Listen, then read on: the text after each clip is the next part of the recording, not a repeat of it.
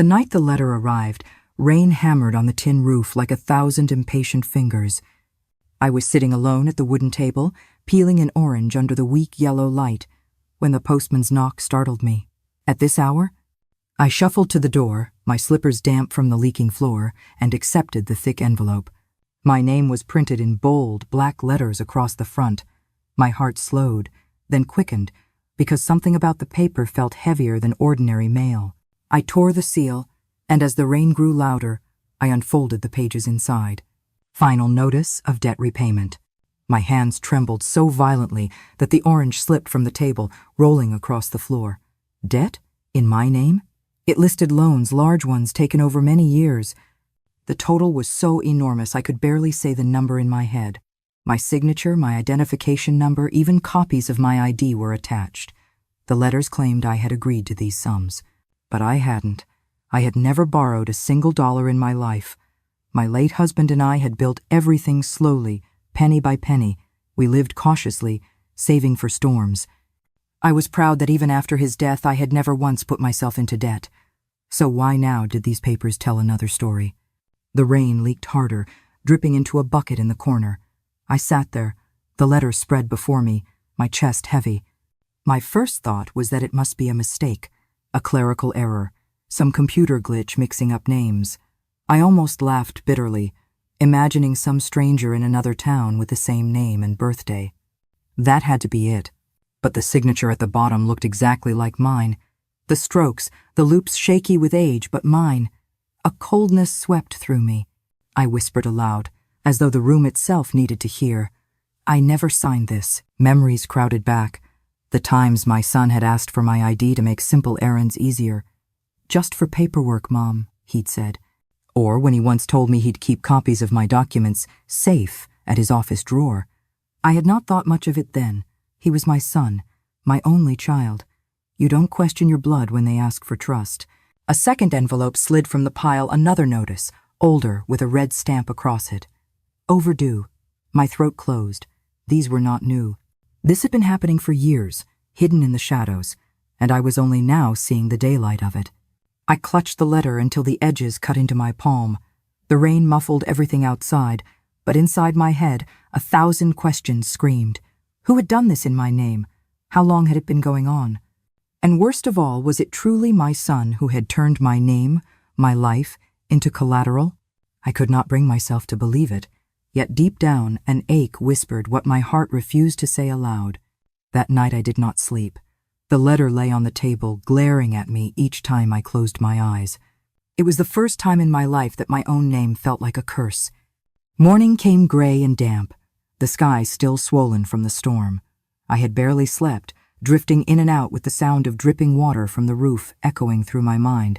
The letter remained on the table, unopened again, yet its presence filled the entire room. Every time I glanced at it, a knot tightened in my stomach. I brewed tea the way I always did 3 leaves in the old porcelain cup my husband had once given me, but the taste was bitterer than usual.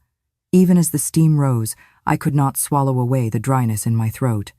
My hands felt heavy, as though they carried the weight of all those stamped papers. At 9, the phone rang. I nearly jumped. The shrill tone cut through the silence, making my heart thump against my ribs. When I lifted the receiver, a woman's voice on the other end spoke briskly. Mrs. Tran, we are calling to remind you of your repayment schedule. Please confirm if you will be making your installment this month. Her voice was polite, professional, but each word pierced deeper than any accusation. My mouth opened, but no sound came out. You must be mistaken, I finally whispered. I don't have any debts. There was a pause. Papers rustled faintly over the line. But we have your identification number and your signed agreement here in our records. The loan has been active for nearly 8 years. 8 years. The words crashed over me like thunder. I hung up before she finished her sentence, my pulse hammering. I sat there staring at the wall, the tick of the old clock suddenly loud, almost mocking.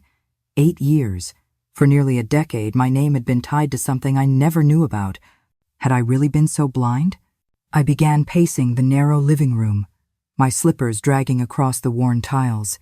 The air smelled faintly of damp wood from the night's rain. I tried to remember if, at any point, I had ever signed anything without looking. Perhaps when the electricity bill needed to be renewed, or when my son once helped me file a pension form. Could he? No, I refused to finish that thought. Still, fragments of memory surfaced. The afternoon he came home, smiling nervously, asking if I could give him a copy of my ID just for a simple document at work. Another time, he told me he'd need my tax papers for some verification. I had trusted him without question. After all, he was my child. Trust was supposed to be the foundation of family, wasn't it? The kettle whistled sharply on the stove, snapping me from my thoughts. I rushed to turn it off, but the smell of burnt metal filled the air. I had let it boil too long. My head ached. Later, as I tidied the drawers in my bedroom, I noticed something odd.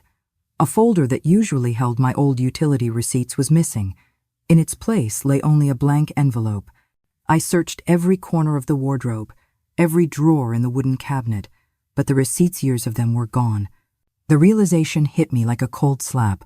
Someone had been in my things. Someone had taken documents that could prove what was real and what was not. I sat on the bed, clutching the edges of the blanket, my breath shallow. My son had the spare key. He was the only one who came and went freely. The clock struck noon. Outside, the neighborhood was alive with normalcy, children laughing, a motorbike buzzing past, the distant clang of a street vendor's bell. Yet in my house, everything had shifted. Nothing felt safe anymore. I decided I could not ignore it. If the bank believed I owed money, I had to see the proof with my own eyes. Tomorrow, I would go there myself. I needed to hold those papers, to confront whatever lay hidden.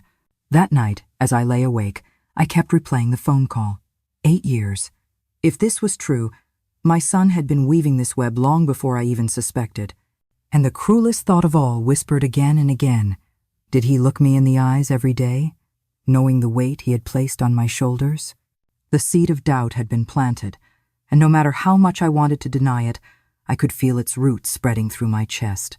Next morning, I dressed more carefully than usual.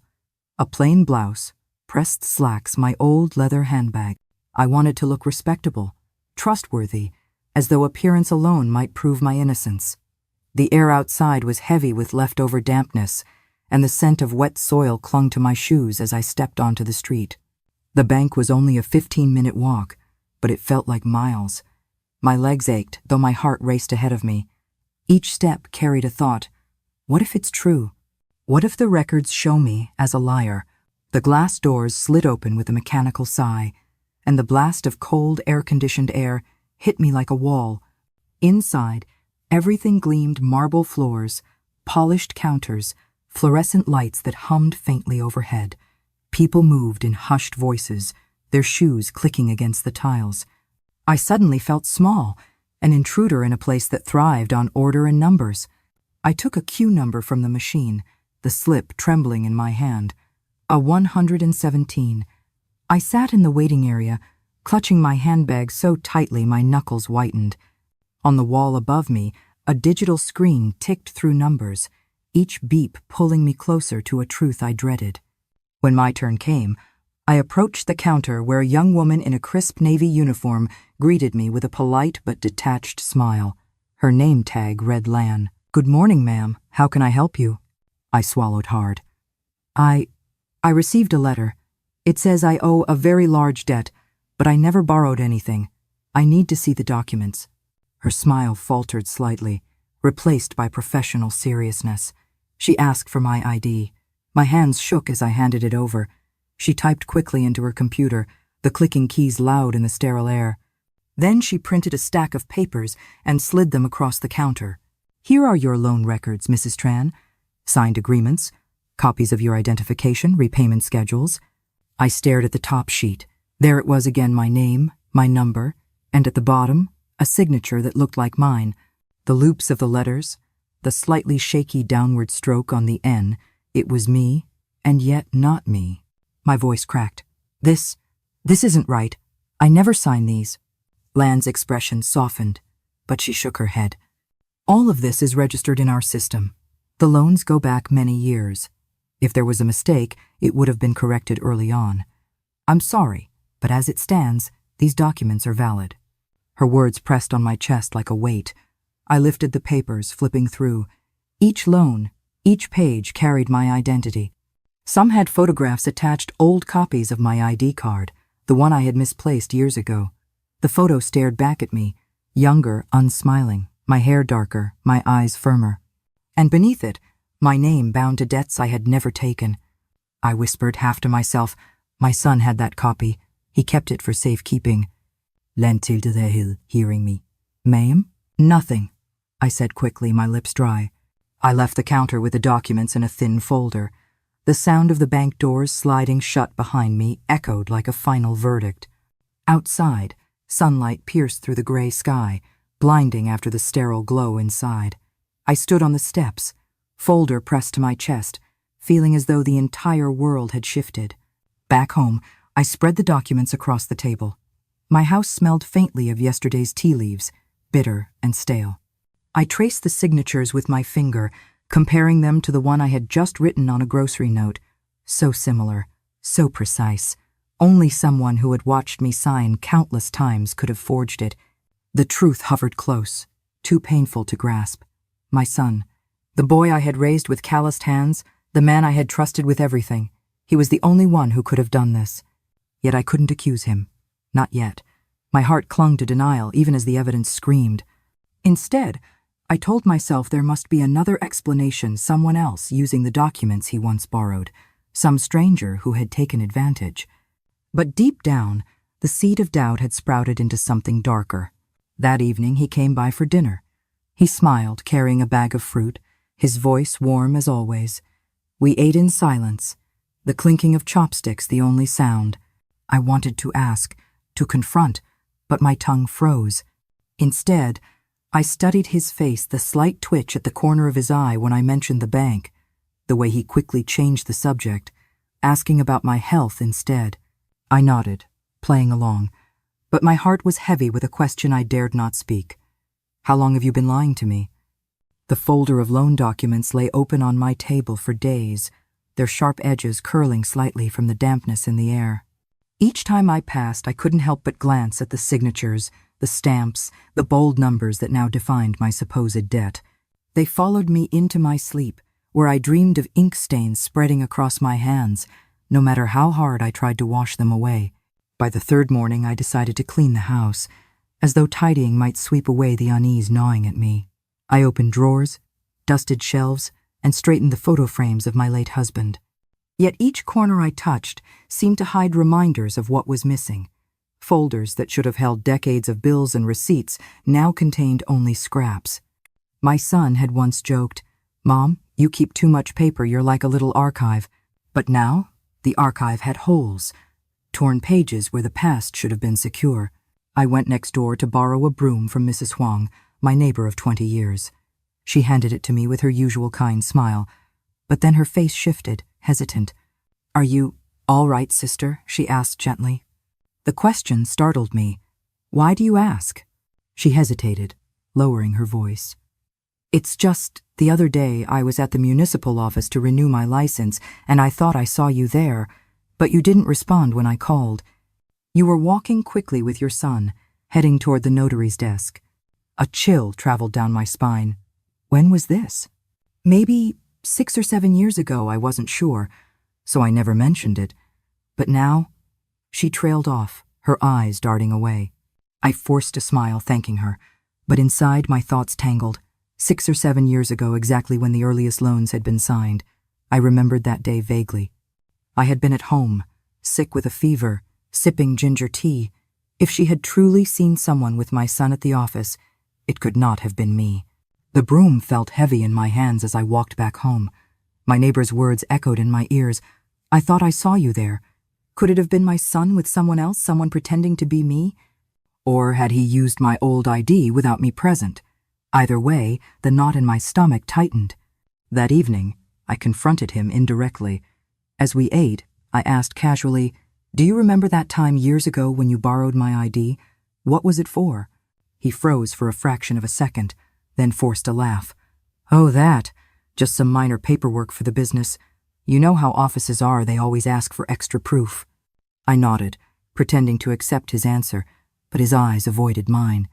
He kept talking about work, about how busy he was, but I could feel the wall between us thickening with every word. After he left, I sat by the window, the night breeze carrying faint sounds of children playing in the alley. My heart felt like a locked box, filled with questions pressing against the lid. The next day, as I sorted through an old chest, I found a curious detail, an envelope tucked behind the lining.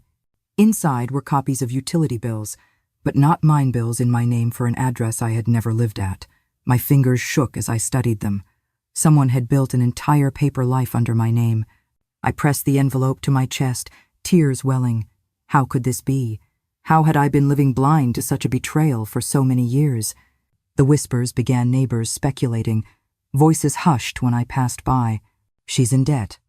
Her son must be helping her. How shameful at her age. Their words cut deeper than knives, though no one said them directly to me. At night, I sat alone, clutching the envelope, staring at the photo of my husband. His eyes seemed to ask the question I dreaded most. Are you ready to admit the truth about your son? But I wasn't ready. Not yet. All I had were whispers and missing papers. The heart resists what the mind begins to know. Still, one thing was clear. If I wanted the truth, I had to dig deeper, even if it meant tearing apart the trust that bound us. I told myself I would not confront him directly, not yet. But silence, like damp wood, begins to rot if left untouched.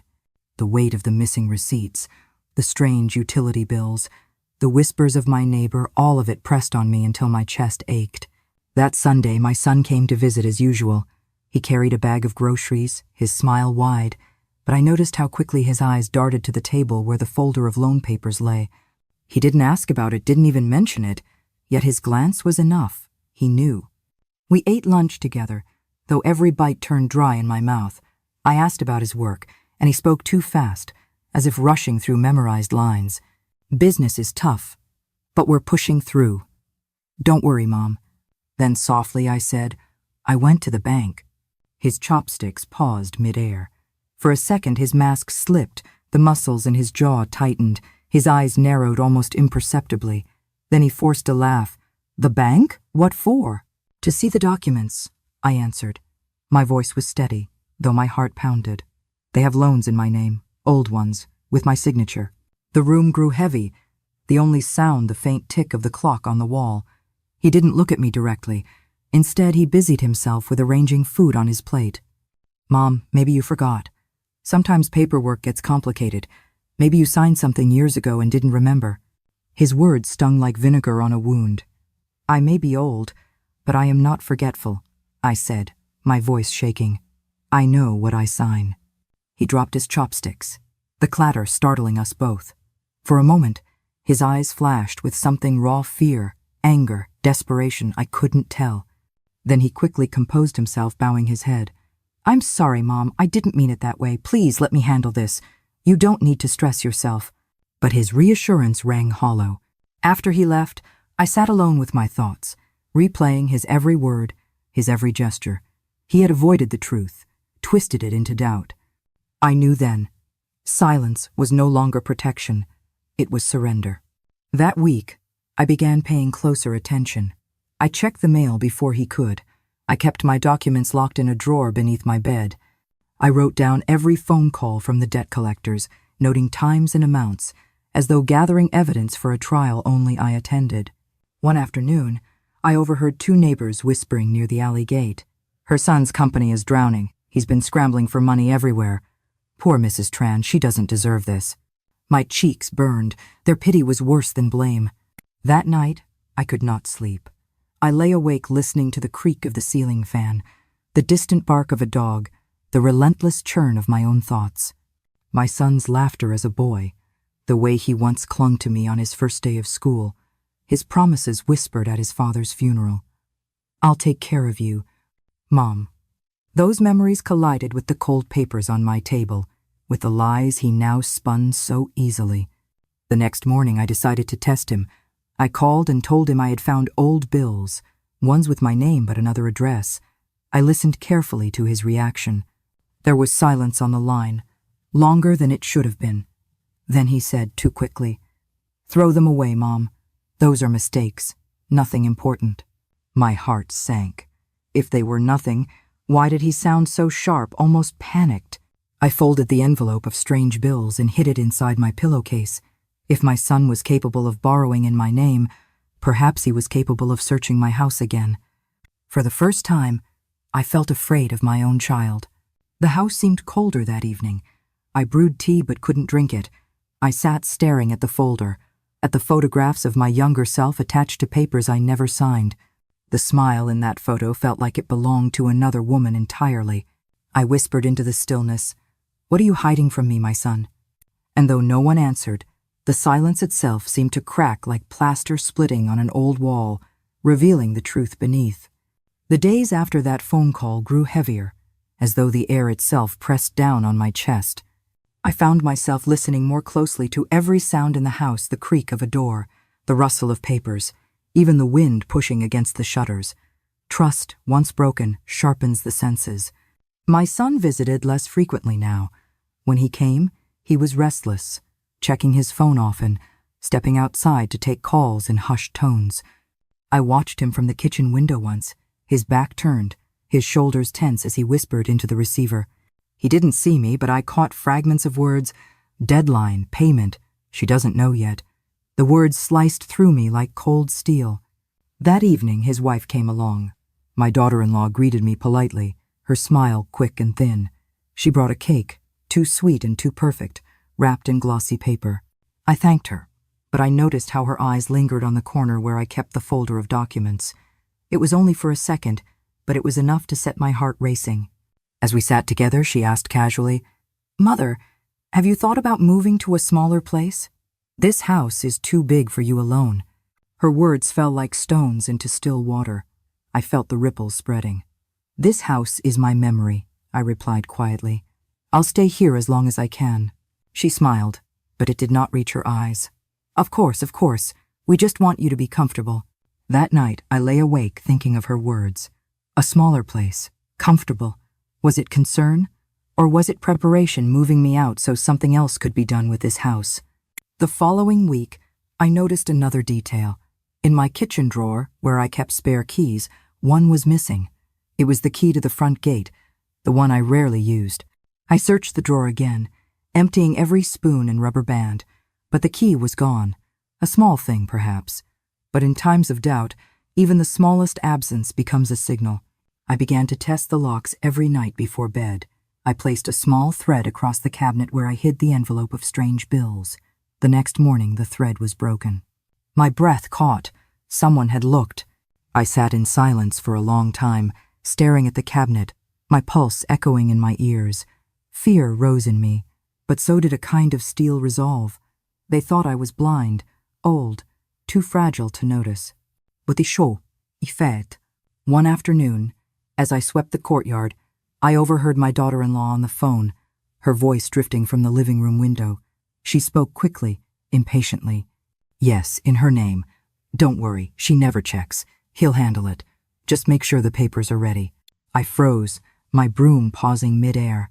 She must have sensed me nearby, because she ended the call abruptly and came outside with a bright smile. "Mother, don't work so hard. Sit, rest." Her kindness sounded rehearsed. That evening, I confronted neither of them. Instead, I wrote everything down in a notebook: dates, phrases, missing keys, broken threads. Each line of ink was a small act of defiance, proof that I was not as helpless as they believed. Still, the weight of doubt crushed me. I remembered the boy who once ran home with scraped knees, crying for my comfort. The man he had become now stood across from me, guarding secrets in the shadows. I whispered to the empty house, "What happened to you, my son? When did love turn into this?" The silence gave no answer. Only the ticking clock replied, each second sounding like the slow march toward a truth I could no longer avoid. It was my grandson's birthday that brought the family together. Balloons hung crookedly from the living room ceiling, and the smell of fried noodles drifted from the kitchen. Children laughed as they ran between the chairs, their little hands sticky with candy. On the surface, everything looked cheerful. But beneath the noise and color, tension coiled tight, waiting. My son and daughter-in-law moved briskly among the guests, their smiles bright but brittle. I watched them closely, noting how often their eyes met in hurried, whispered exchanges. It was not the comfort of a couple in sync. but the unease of partners holding on to secrets. I sat quietly in a corner, holding a small plate of fruit. The chatter around me rose and fell, but my mind was elsewhere on the broken thread in my cabinet, the missing key, the overheard phone call. My chest felt heavy, though I forced a smile when my grandson climbed into my lap, pressing his frosting-stained cheek against mine. As the afternoon wore on, relatives gathered at the table for toasts. Glasses clinked, voices grew louder. Someone joked about my son's business, about how ambitious he was, always moving money around, always planning something big. Laughter followed, but my stomach twisted. I set down my chopsticks. "Ambition is good," I said softly, my voice just enough to carry over the chatter. "But ambition should never come at the cost of family." The table quieted for a moment. My son shot me a quick glance, sharp, warning, but fleeting. He chuckled loudly to cover it. "Mom worries too much," he told the others. "She doesn't understand how business works these days." The words pricked like needles. I bit back my reply, though my hands trembled beneath the table. Later, when most of the guests had left and only close relatives remained, the conversation shifted again. My daughter-in-law leaned close to me, her smile rehearsed. "Mother, you look tired today. Don't you think it would be easier if you moved in with us? We could take care of you." Her tone was sweet, but her eyes flicked just for a moment toward the framed photo of my husband on the wall, then toward the deeds locked in my cabinet. I felt my breath catch. I shook my head gently. "Thank you, but this house is where your father-in-law and I built our lives. I belong here." She pressed her lips together, nodding, but her hand clenched the hem of her dress.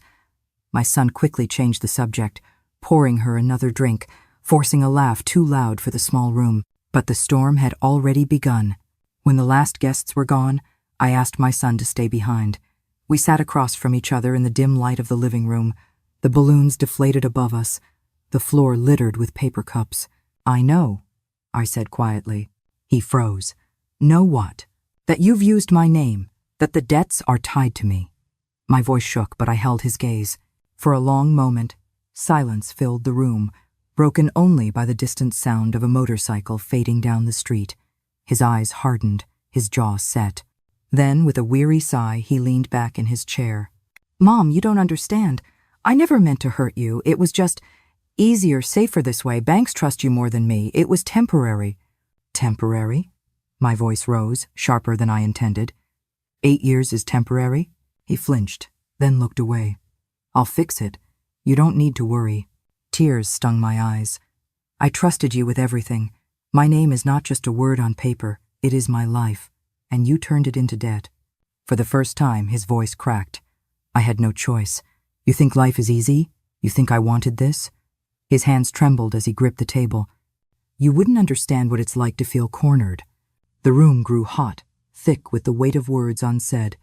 I wanted to scream, to demand every detail, but instead I sat in silence, my tears sliding down my cheeks. He stood abruptly, grabbing his jacket. "I'll handle it. Just stop digging, Mom." And then he was gone, the door slamming behind him. I sat there alone, the echo of his words bouncing off the empty walls. Stop digging. But how could I, when each day revealed a new fracture in the trust I had built my life upon? The balloons above me sagged lower, their strings drooping like weary arms. The storm had broken, and I knew the worst was still to come. The following week, I tried to live as though nothing had happened. I swept the courtyard, watered the plants, cooked simple meals. On the surface, the rhythm of my life remained the same. But inside, I carried his words like shards of broken glass. "Stop digging, Mom." Then came the knock at the gate. 2 men in dark suits stood outside, their umbrellas dripping with rain. Their expressions were polite but firm. "Are you Mrs. Tran?" one asked. My heart stuttered. "Yes."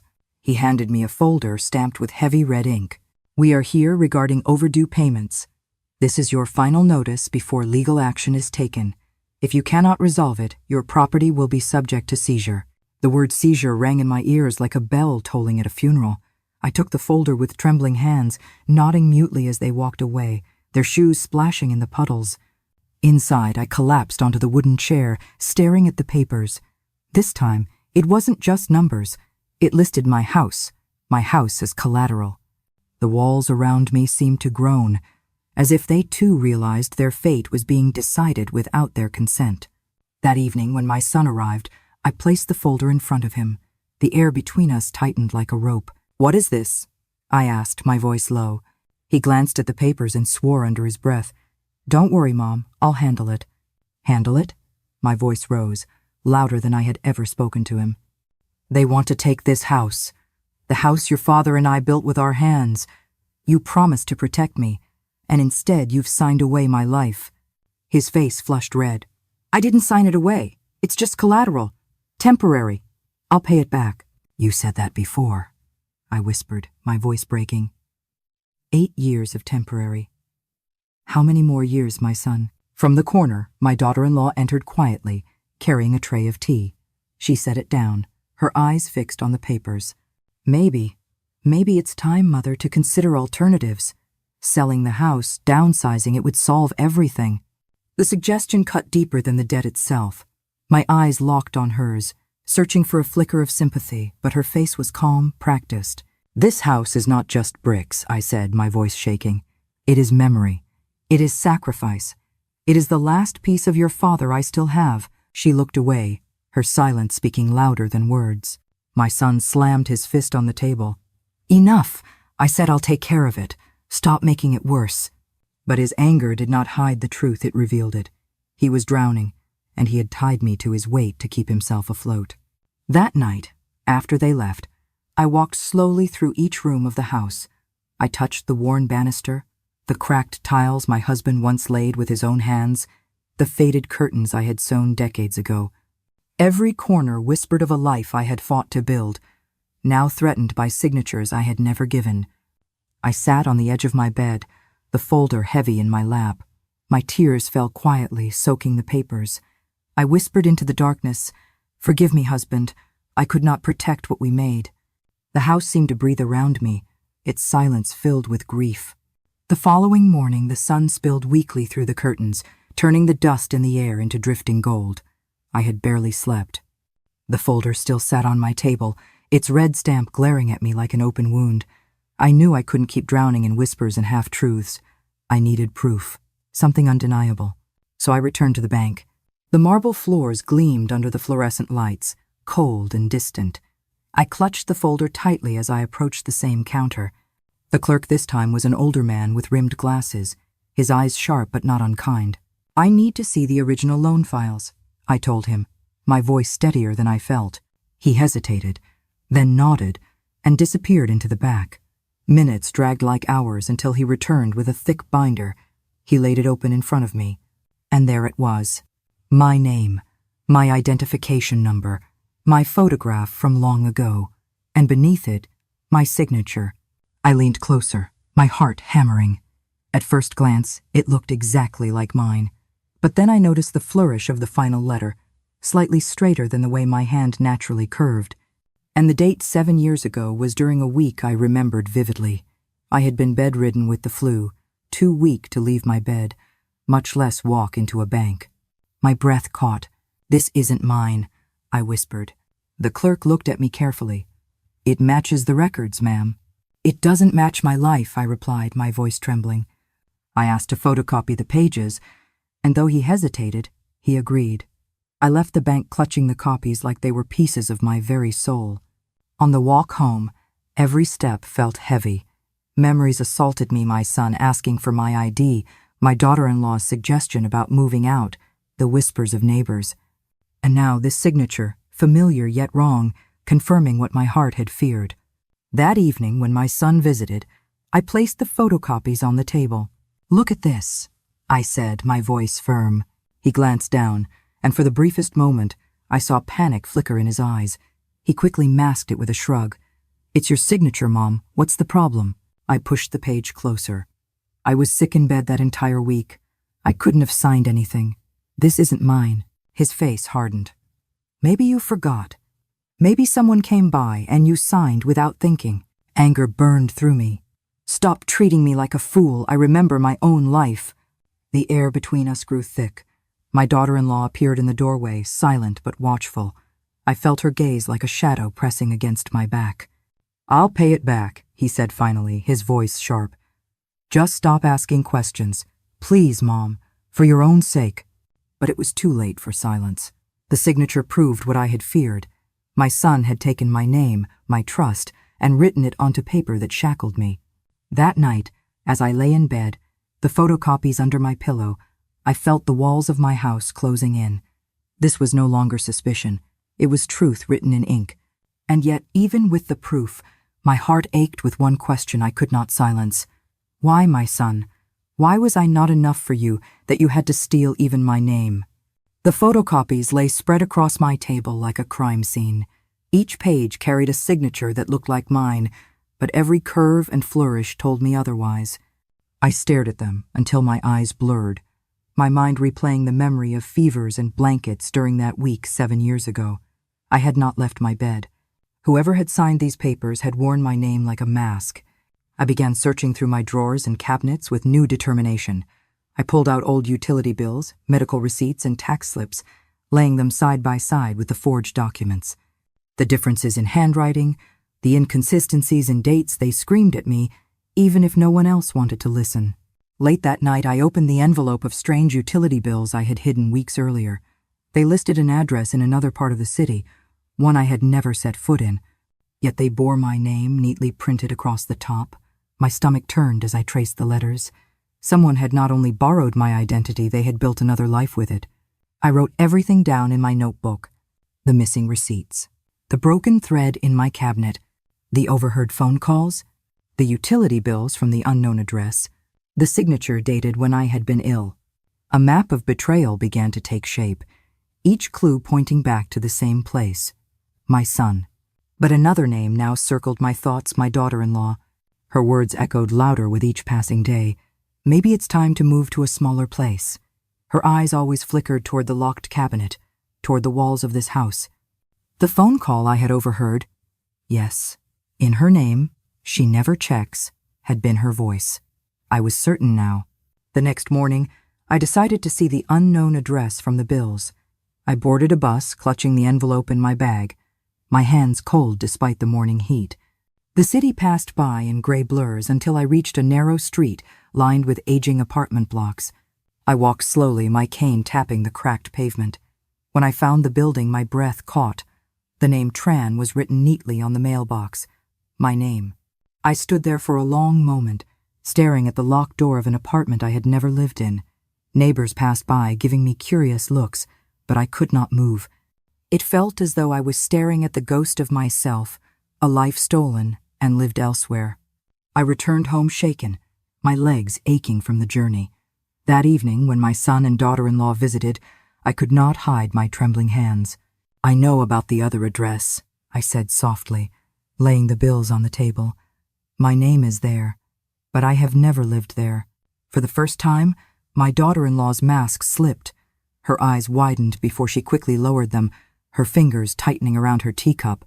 My son looked at her sharply, then back at me. You shouldn't go wandering into things you don't understand, he said, his voice hard. Don't understand? My voice cracked. It is my name, my life. Do you think I will sit quietly while you erase me? My daughter-in-law finally spoke, her voice smooth but brittle. Mother, please. We only wanted to make things easier. The business needed documents, and it was simpler in your name. It wasn't meant to hurt you. Her words poured like honey, but underneath was poison. Simpler in your name. The phrase clung to me like a stain. I pushed the papers toward them. You have turned me into a stranger. I will not allow it any more. They said nothing. My son rubbed his temples, his jaw tight, while she sipped her tea slowly, as though the conversation were about something trivial. That night, after they left, I locked every document I still had inside an old trunk, hiding the key beneath my pillow, but sleep refused to come. The threads of their hidden life were tightening around me, and I feared that soon they would pull the house itself from under my feet. The days that followed were a blur of fear and resolve. I no longer walked through my house the same way. Every drawer, every cupboard felt like a potential hiding place for truths I hadn't yet uncovered. I began writing in my notebook daily, each entry a desperate attempt to hold on to clarity before the lies consumed me. But clarity came, slowly, through fragments. One morning, I visited an old friend, Mr. Bao, who had once worked at the notary office before retiring. His hair had turned completely white, but his eyes remained sharp as needles. I handed him the photocopies from the bank, my hands trembling. "Tell me the truth," I whispered. "Are these signatures mine?" He studied them carefully, running his finger along the inked strokes. "Similar," he murmured, "but not exact. Whoever did this watched you write many times. They practiced. The pressure here, see? Too firm for your hand. And this curve your wrist would never hold steady enough for that." I swallowed hard. His words confirmed what I already knew in my heart. Someone close, someone who had watched me sign things countless times. Mr. Bao looked at me kindly. "Do you want me to testify if it comes to that?" My throat tightened. "Not yet," I said. "I need more pieces first." When I returned home, I found my daughter-in-law waiting at the gate, her smile too wide. "Mother, I brought you lunch." She held up a bag of food, fragrant with herbs and spices. Inside, she unpacked the dishes neatly on the table. But as I watched her move around my kitchen, I noticed something strange. She reached directly for the cabinet where I usually kept my documents, as if she knew exactly where it was. I stood frozen, my breath shallow. She glanced back, her smile unwavering. "Mother, where are your bowls? I can't seem to find them." I pointed to the opposite cupboard, my mind racing. She had lied. She hadn't been looking for bowls. She had been checking to see if my papers were still there. Later, when she left, I inspected the cabinet. The thread I had placed across the handle was broken again. My heart thudded painfully in my chest. That night, my son arrived alone. He looked weary, his eyes shadowed. He sat down heavily and spoke in a low voice. "Mom, I never meant for it to go this far." I held my breath. It started small, just one loan to cover a business deal. I promised myself I'd pay it back before you ever noticed. But then things got harder. The business needed more. One paper turned into 10. And then, his voice broke. It was too late. Tears stung my eyes. "You could have come to me. You could have asked." He shook his head bitterly. "And what would you have done? Given me your savings? Sold your jewelry? It wouldn't have been enough. This was the only way. The only way was to steal from me?" My voice cracked. "From your own mother?"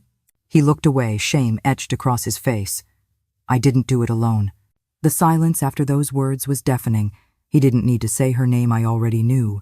My chest tightened as I whispered, "Your wife." He said nothing, only lowered his head. And in that silence, the puzzle began to complete itself.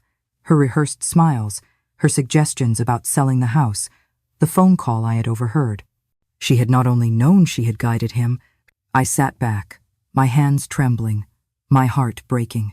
The truth was clearer now, but clarity brought no comfort. That night, I wrote in my notebook, "He confessed. It began as one loan. She was with him. They built this lie together, and they used my name as the foundation." The pieces were falling into place, but I feared what the picture would reveal when the last one clicked into position. The confession lingered in my ears long after my son left. His words echoed through the walls, through the silence of my empty rooms. I didn't do it alone. That night, I dreamed of signatures, pages and pages of them, each one sprouting from the floor like weeds, crawling up the walls until they covered everything I owned. I woke gasping, my pillow damp with sweat. By morning, my resolve had hardened. If I had been blind for 8 years, I would no longer remain so. I needed to know exactly how deep their betrayal went. I returned to Mr. Bao with my notebook and the strange bills from the other address. He frowned as he examined them. "This is systematic," he muttered. "Not just 1 or 2 mistakes. Whoever did this built a trail, documents, receipts, even a false residence. They created a paper identity under your name." The words chilled me. A paper identity. A shadow version of myself, existing in offices and systems, while the real me lived quietly, unaware. Mr. Bao sighed. "If you pursue this legally, you could clear your name, but—" He hesitated. "But what?" He looked at me with weary eyes. "It would mean testifying against your own son, against your own family." I left his house with my chest tight, my steps heavy. The choice loomed like a cliff: protect myself or protect my child. At home, I dug deeper into the trunk where I had locked away documents. Beneath yellowed receipts and old letters, I found something I hadn't noticed before. A photocopy of my old ID, the one I had lost years ago. On the back, in faint pencil, was a note in my son's handwriting. Keep safe, might need again. My knees buckled. I sank to the floor, clutching the card. Might need again. He had planned to use it not just once, but whenever it suited him. My name had become his currency. That evening, I could not hold my silence. When they arrived together for dinner, I confronted them both. I laid the bills, the forged signatures, the copied ID on the table like evidence in a courtroom. My voice shook, but did not falter. You built a house of lies with my name. Do you know what that makes me feel? Like I've been erased. My son buried his face in his hands. Mom? But my daughter-in-law's voice cut sharper. It wasn't meant to erase you. It was survival.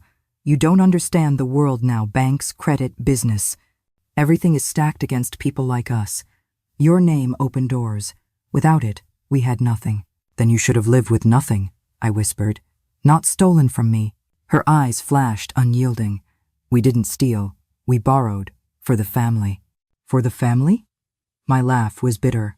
A family that lies, that hides, that locks me out of my own life? That is not family. My son reached for my hand, but I pulled away. You've turned me into a ghost. Even my house is no longer mine on paper. The words hung heavy in the air.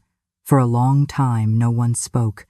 Finally, my daughter-in-law straightened, her voice calm, almost cold. Mother, sometimes sacrifice looks like betrayal. You'll see that one day. I stared at her, unable to believe the audacity. Sacrifice?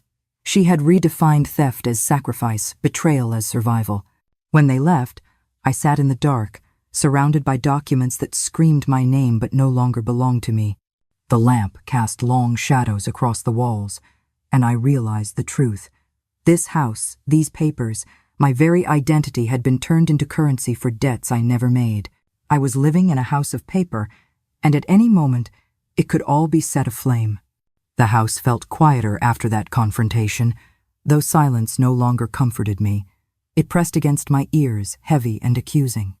I spent nights at the table, surrounded by papers, my notebook filling with questions and fragments of answers. Each line I wrote only deepened the hole in my chest. One morning, the phone rang. I almost didn't answer, afraid it would be another collector. But the voice on the other end was different. Softer, hesitant. Mrs. Tran? Yes. This is Min, from the lending office. I shouldn't be calling you, but I remembered your case. I was there when one of the loans was confirmed. It always bothered me. My pulse quickened. What do you mean? He lowered his voice. We required phone confirmation. Someone called pretending to be you. She answered security questions, even spoke with your exact details. The voice? It sounded older, shaky, like yours. But it wasn't. I gripped the receiver so tightly my knuckles whitened. Not me, I whispered. I thought so. But your son was in the office that same day. He waited until the call was done, then signed the final form. The world spun around me. I thanked him with a trembling voice, then hung up, my breath ragged. A voice that wasn't mine. A voice that had stolen my life through a telephone line. Memories returned like broken glass. The day I had been bedridden, the neighbors thinking they'd seen me at the notary office, the missing receipts. Piece by piece, the puzzle formed a single picture. They hadn't just used my documents, they had performed me. I had been replaced, my identity worn like a mask. That evening, I confronted my son again. I laid the phone on the table, my voice steady. They told me. About the call. A woman answered, pretending to be me. He froze, his lips parted, then closed again. Who was it? I demanded. Your wife? His silence was the answer. I felt my chest cave inward. You let her become me? You sat there while she pretended to be my voice? He slammed his fist on the table. What choice did I have? The bank wouldn't listen to me. You don't know how hard it is, Mom. I had to. No. My voice cut sharper than I expected. You didn't have to. You chose to. His eyes burned with anger, but beneath it, I saw something else. Fear. He was cornered, and he knew the truth was no longer buried. My daughter-in-law stepped from the kitchen, her face calm, almost defiant. It was me, she said simply. I was the voice, and if I had to do it again, I would. My knees weakened. I gripped the edge of the table, my breath shallow. Why? Why destroy me like this? She tilted her head, her tone unnervingly smooth. Because you were too careful, too slow. We needed a future. You clung to the past. Your name opened doors and we walked through them. If you see betrayal, that's because you don't understand survival. Her words cut like a blade, each syllable stripping away another piece of my heart. I whispered almost to myself. You could have asked. You could have trusted me. But they hadn't. They had stolen my trust, my name, my voice. That night, I sat in the dark, the ticking of the clock unbearably loud. For the first time, I felt the full weight of being erased not by strangers, but by the people who should have guarded me most. The voice on the phone had not been mine, yet the consequences had been written into my life. And as I stared at the shadowy outline of my house, I realized the truth. I was living inside a body that still breathed, but on paper, I had already been replaced. The air in my house had grown heavy, as though even the walls now carried the weight of their lies. I moved through the room slowly, my hand brushing the familiar furniture, each touch reminding me of what was at stake. My name, my house, my life, all of it had been turned into tools for debts I never chose. But the discovery of the false phone call had sharpened something inside me. For the first time, I no longer doubted. I knew. And when a mother knows, silence becomes impossible. I returned to Mr. Bao once more, the retired notary who had been my only ally. I told him about the call, about the confession I had heard with my own ears. He nodded gravely, then rummaged through a stack of old files he still kept. Your son and his wife came here years ago, he said, pulling out a faded logbook. I remember it because they insisted on rushing through the papers. Here, look. The record shows they brought a woman claiming to be you. She signed quickly, wearing glasses, headscarf pulled low. He looked at me with pity. That woman wasn't you, was it? My throat tightened. No. I was at home with fever that week. He closed the book gently. Then you have your proof. I walked home with my heart pounding, clutching the photocopied log he had given me. My legs ached, but I felt a grim determination pushing me forward. That evening, when my son and daughter-in-law came again, I was ready. I spread the logbook copy, the bank documents, and the forged bills across the table. The papers covered the wood like a battlefield. My hands shook, but my voice was steady.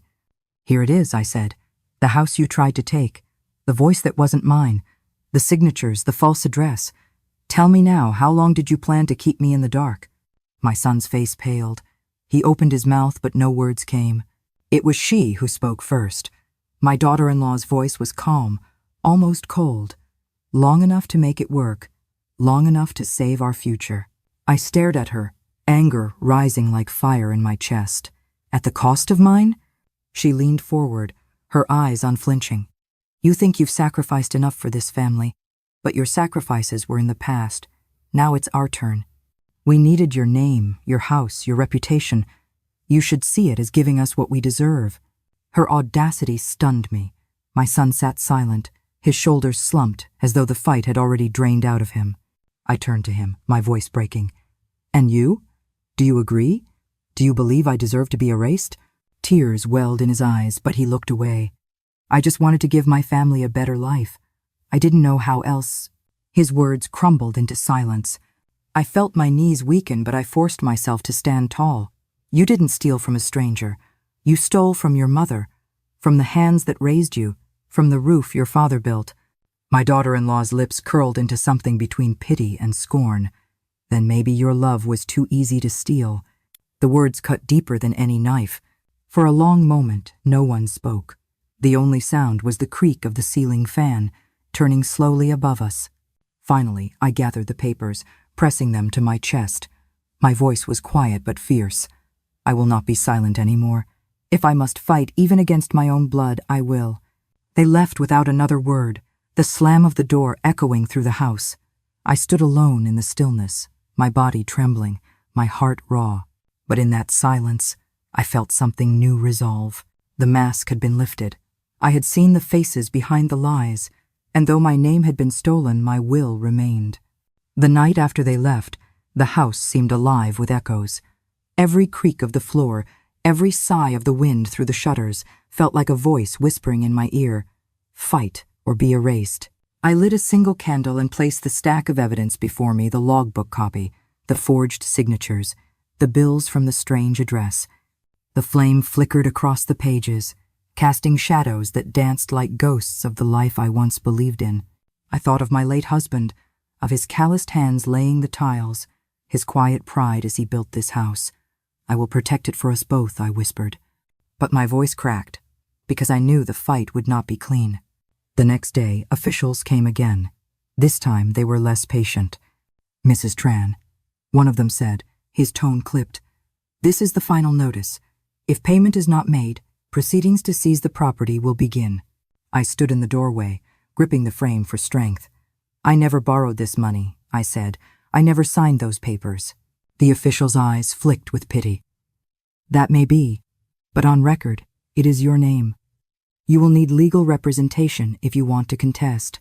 When they left, I felt the walls tremble around me. The fight had arrived at my door. That evening, my son appeared alone. His face was drawn, his eyes ringed with shadows. He closed the door quietly behind him and dropped into a chair. His shoulders slumped. "Mom," he said, voice hoarse, "they're going to take everything if I can't pay. I need your help just this last time." My heart clenched. "Your help?" I repeated. "Do you know what you're asking? You've already taken my name, my dignity, and now you want me to hand over the last piece of myself, this house?" Tears pooled in his eyes. "If you don't, we'll lose everything. My wife, my child, they'll be out on the streets. Please." I stared at him, my chest heavy. "And what about me?" I asked quietly. "Where do I go when the house is gone? Who carries me when I have nothing left?" He said nothing. His silence was the cruelest answer of all. Anger rose inside me, sharp and hot. "I gave you my life once already when I carried you, when I raised you alone after your father died, when I worked my hands raw so you could study. Was that not enough? Must I now give you the roof over my head too?" He buried his face in his hands, sobbing. "I didn't mean for it to be like this. I just wanted more, for all of us." But I could no longer separate his sorrow from his greed. I slammed my palm on the table, startling even myself. "More? You had more than enough. You had a mother's love, a father's legacy, and you traded it for paper lies." The words burst from me like thunder, raw and final. My tears fell freely, but I didn't stop. "You chose this path, my son, and now you want me to fall with you. But I will not. I will not let you bury me alive under debts I never made." His sobs grew louder, but I no longer reached to comfort him. My hand, once so ready to soothe, now stayed clenched at my side. When he finally rose, his face streaked with tears. He could not look me in the eye. He muttered something about finding another way, then stumbled out into the night. The door slammed, and the echo reverberated through the empty rooms. I collapsed into the chair, my body trembling, my chest hollow. For the first time in my life, I had shouted at my son without holding back. The wound it left was deeper than any knife, but it was also a wound that told the truth. The candle on the table flickered, its wax pooling slowly. I stared into the flame, whispering to the shadows. This was the last blow. Whatever comes next, nothing will ever be the same. The morning after our confrontation, the house felt unbearably still. The air carried no laughter, no voices, only the faint ticking of the old clock on the wall. I walked through each room slowly, my fingers brushing the banister, the cabinets, the cracked tiles, searching for comfort in things that no longer felt like mine. Outside, neighbors whispered when I passed. Their eyes followed me with pity, some with judgment. I could almost hear their words. "She's drowning in debt. Her son dragged her into it." Their whispers were knives disguised as concern. I lowered my gaze, clutching the market basket tightly as though it might shield me. At home, I prepared a simple meal, but I couldn't swallow. The chair across from me stayed empty, a hollow reminder of the son who once filled it with chatter and stories. Now that chair held only silence. A week later, another letter arrived, this one colder, more final. The notice declared the beginning of legal proceedings. My property was officially at risk. I sat with the paper in my hands, the words blurring through tears. That evening, my daughter-in-law came alone. She placed a neatly wrapped box of fruit on the table, her smile soft but unreadable. "Mother," she began, her tone measured, "we're trying everything. But maybe it's time to be practical. If you transfer the house, we can negotiate with the creditors. You'll be safe with us." Her words were honey laced with poison. Transfer the house. She said it as though it were a solution, not the final act of erasure. I looked at her steadily. "Safe with you? The moment I hand over this house, I'll be nothing but a burden, and you know it." Her smile faltered, but only for a heartbeat. "You're wrong, Mother. We only want what's best for the family." "Best for the family," I repeated, my voice hollow. "But when did I stop being part of that family?" For the first time, her eyes softened, almost with guilt, but it passed quickly, replaced by the familiar mask. She rose, adjusted her blouse, and left without another word. That night, I locked the doors, though I knew locks meant little against betrayal that came from inside. I lay awake, staring at the ceiling, remembering my son as a boy, his small hand gripping mine, his voice promising he'd take care of me. That promise now lay in ashes. The next morning, I visited the temple. I lit incense for my husband, the smoke curling into the air like unanswered prayers. "I've failed," I whispered. "I protected him so much that he learned to take, not to give, and now I pay the price." The monk nearby looked at me with quiet compassion. "Sometimes," he said gently, "love without boundaries becomes a chain.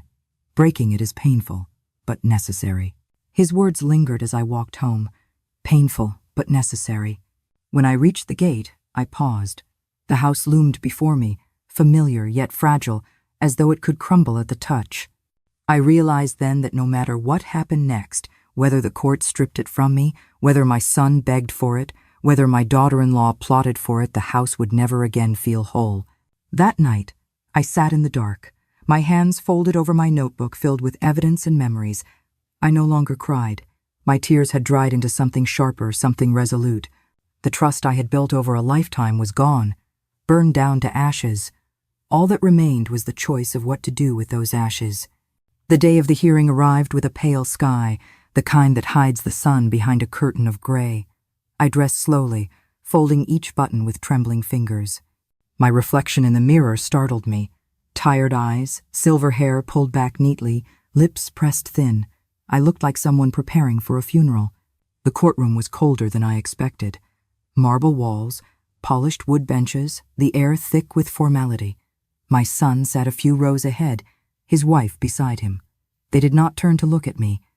I stared at the back of his head, remembering the boy who once clutched my hand crossing busy streets. Now there was only distance. When the clerk read my name aloud, Tranthemai, I flinched. The sound no longer felt like mine. It was the name they had borrowed, twisted, written onto papers I had never touched. My identity had become evidence, a thing to be dissected and debated.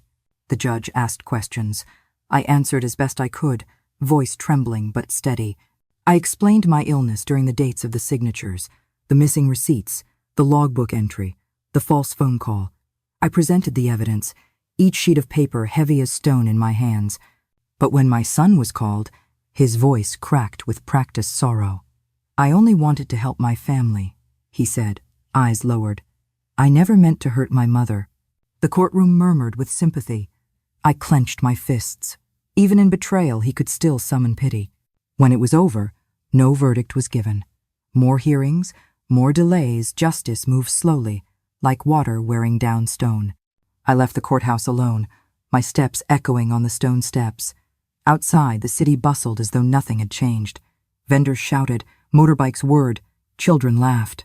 Life carried on, indifferent to the ruin of my name. That evening, I returned to the house. The sun had dipped low, spilling golden light across the courtyard. I walked through each room, touching the furniture, the walls, the windows. Everything was the same, yet everything was different. On the table lay a single envelope.